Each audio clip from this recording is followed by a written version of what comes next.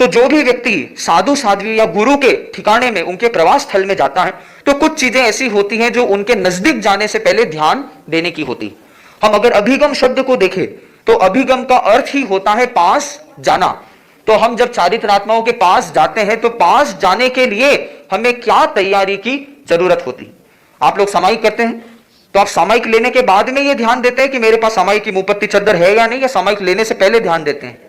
हम पहले ध्यान देते हैं। कहां पे मुझे सामायिक करना है, मुझे बैठने के लिए आसन भी चाहिए, मुझे मुखवस्त्रिका भी चाहिए, या कोई अन्य जैनी भी है जिनमें मुखवस्त्रिका नहीं, तो उनके लिए जो बेसिक नेसेसिटी की चीजें होती है वो उसके पहले ध्यान देते हैं कि यदि मैं सामायिक करना चाहता हूं तो मेरे पास क्या चीजें होनी अनिवार्य। तो उसी प्रकार से हम जब साधु साधियों के पास वंदना के लिए, सेवा के लिए जाते तो कुछ चीजों की पहले तैयारी जरूरी होती। तो उन तैयारी, पूर्व तैयारी के 5 बिंदु हैं, जिसमें सबसे पहला बिंदु, जो पहला अभिगम है, उसको कहते हैं सचित का परिहार, सचित वस्तुओं को छोड़ देना। जैसे आप जैसी ठिकाने में आते हैं, हो सकता है कि आप सीधा बाजार गए थे, बाजार से सीधा महाराज के आपके मन हो गया, अभी दर्शन करते हुए चले जाते हैं। मानो आपके पास बैग है, बैग में आपकी फल सब्जियां हो सकती हैं, हो सकते धान, गेहूं, चावल, दूसरी चीजें हो सकती हैं। तो यदि ऐसे धान, फल, सब्जी या कोई फूल या पत्ते, कोई भी सचित चीज, सचित शब्द का क्या अर्थ होता है? चित अर्थात चेतना, और स मतलब सहित, मतलब ऐसी वस्तु जो चैतन्य सहित अर्थात जीव है, सजीव है, उसमें चेतना है, कोई ऐसी कोई चीज यदि आपके पास है तो सबसे पहले हमें महाराज के नजदीक जाने से पहले सचित चीज को छोड़ देना चाहिए, अर्थात उसे साइड में नहीं। तो हमें उसे साथ में ले लेकर पूरे ठिकाने में सब साधु साधियों के पास नहीं घूमना चाहिए। तो हमारा पहला अभिगम क्या हो गया? सचित चीज को छोड़ देना। दूसरा अभिगम होता है अचित चीज को छोड़ देना। अब अचित चीज कैसे छोड़ सकते हैं? तो जो अनावश्यक चीज, जो हमें, जिसमें हमें साधु साधियों की सेवा दर्शन करने के लिए जो अनिवार्य चीज नहीं, हो सकता है आपके पास अपना पर्स है, वॉलेट है, ये आपके लिए हो सकता है जरूरी चीज, संभवतः हो सकती है कि आप उसे कहीं पर भी छोड़ के नहीं जा सकते। तो जो अनावश्यक चीजें होती, जैसे अभी बारिश का मौसम है, आप जब आते तो छतरी लेके आते हैं, तो ऐसा नहीं कि जहां जहां महाराज के पास घूम रहे छतरी भी अपने साथ साथ में लेके, हम हो गए लेके घूमते, अब छतरी लेके घूमोगे, ये नहीं होना चाहिए। तो अचित चीजों को भी छोड़ देना, छतरी पास में उसे छोड़ दिया, और कोई बैग वगैरह अगर ऐसी कोई अनावश्यक चीज है, हमारे हाथ खाली रहे, उन चीजों को हमें साइड में रख देना चाहिए। तो अचित चीजों को रख देना, ये हमारा दूसरा अभिगम हो जाता। तीसरा अभिगम, जैसे ही आप भवन में प्रवेश करते हो, प्रवेश करते ही आपकी जैसी पहली नजर में जहां भी आपने साधु साधियों को देख लिया, तुरंत क्या करना चाहिए? हाथ जोड़ लेने चाहिए। जैसे ही आप भवन में घुसे, ऐसा नहीं कि भाई महाराज हमें जब देखेंगे तब हम हाथ जोड़ेंगे, या महाराज के पास हम जब जाएंगे तब हाथ जोड़ेंगे, उसका इंतजार नहीं करना। जैसे ही घुसे, पहली दृष्टि महाराज पे, गुरु पर, साधु साधियों पे जैसे ही पड़ती है, तुरंत हमारी हाथ जुड़ जाने चाहिए। ये हमारी विनम्रता का, ये हम, क्योंकि हम जब साधु साधियों के पास जाते हैं, हम किसी भी आध्यात्मिक स्थल पे जब जाते हैं, तो वहां पर हमें हमारा घमंड साथ में लेकर नहीं जाना चाहिए। वंदना के लिए हम, ऐसा क्यों होता है कि हम साधु साधियों के चरणों में झुकते हैं? ऑफिस का काम, कभी घर का काम, अब मुझसे नहीं होगा। चलो, नहीं मुझसे भी नहीं होगा, ठीक है।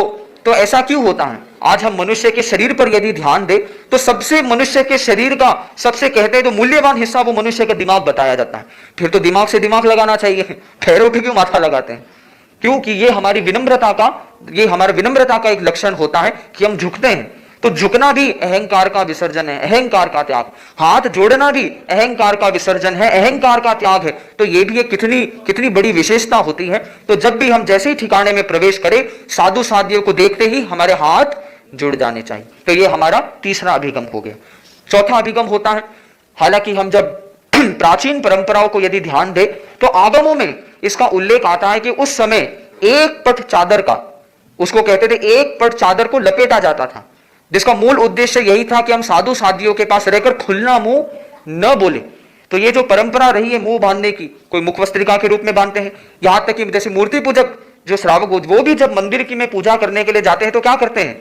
वो रुमाल बांध देते हैं, वो खुला मुंह नहीं रहते हैं। तो ये हमारी प्राचीन परंपरा रही है कि जब हम चारित्रात्माओं के पास जाए, साधु साधियों के दर्शन करने के लिए जाए, तब हम खुले मुंह बिल्कुल भी, होता है कि जब हम खुला मुंह बोलते हैं तो हम वायुकाय के जीवों की हिंसा करते हैं, उन्हें कष्ट दे सकते हैं, उन्हें तकलीफ दे सकते हैं। तो वो हिंसा का परिहार, उस हिंसा से बचने का उपाय भी खुले मुंह बोलने से हिंसा हो सकती है, तो उससे बचने का उपाय भी मुंह ढकना हो गया।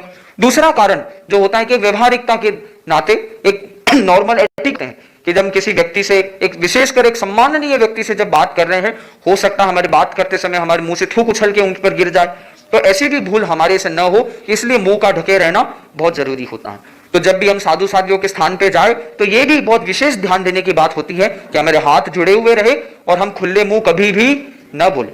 जिन लोगों के पास मुखवस्त्रिका है, ये सबसे श्रेष्ठ उपाय है। मुखपत्ती एक बार लगा दी जाए तो कोई चिंता है ही नहीं, भी नहीं देना है। और यदि मुखवस्त्रिका न हो तो आप बहुत चीजों का आपके पास सुविधा है, आप कोई कपड़ा रख सकते हैं, रुमाल रख सकते हैं, रुमाल से अपने मुख को ढका जा सकता है, या फिर हाथ का भी उपयोग किया जा सकता है। तो आप बताइए, यदि आप हाथ रखने का प्रयास करेंगे तो कैसे प्रयास करेंगे, कैसे हाथ रखेंगे? चलो, लोग रख तो बहुत अच्छी तरह रहे, पर ऐसे दिखाई नहीं देता है, लेकिन ऐसा तो हाथ कैसे रखा जाता है? कई लोग होते हैं हाथ ऐसे रख देते हैं, तो ऐसे हाथ रखना सही तरीका नहीं है, क्योंकि ऐसे हाथ रखने से हम हमारा मुख पूरी तरीके से ढकता नहीं, हमारी उंगलियों में भी छेद होते हैं या मुंह बड़ा हो सकता है, जिस कारण से पूरी तरह व्यवस्थित रूप से नहीं ढक सकते। तो उसकी सही विधि, यदि हम हमारे मुख ढकना चाहते हैं, यदि हम वायुकाय की हिंसा से बचना चाहते हैं, तो हाथ रखने का सही तरीका क्या होगा? हमारी हथेली, जो हथेली का जो मध्य भाग है वो इस प्रकार होना चाहिए। तो ये सही विधि होती है। तो हम जब साधु साधियों के सानिध्य में रहे, कभी भी खुले मुंह बोलने का काम हमारा न पड़े, इस चीज का विशेष ध्यान देना चाहिए। ये हमारा चौथा अभिगम हो गया। और पांचवा अभिगम, इन सभी का सार एक कह सकते हैं, इसे पूरे मनोयोग के साथ करें। ऐसा नहीं कि हम वंदना कर रहे हैं पर ध्यान दुकान पे हो, ध्यान घर में हो, आगे क्या करना है उस पर हो, महाराज की कौन सेवा कर रहा है उस पर हो, इन सब चीजों को ध्यान में न लाकर केवल वंदना के समय केवल मनोयोग के साथ हम वंदना करें। यदि सेवा करते हैं तो पूरी मनोयोग के साथ में सेवा करें, तो अपने मन को उसी में एकाग्रचित करके हम उसी में तल्लीन होकर वो कार्य करें और दूसरा किसी भी प्रकार का अनुचिंतन उस करें।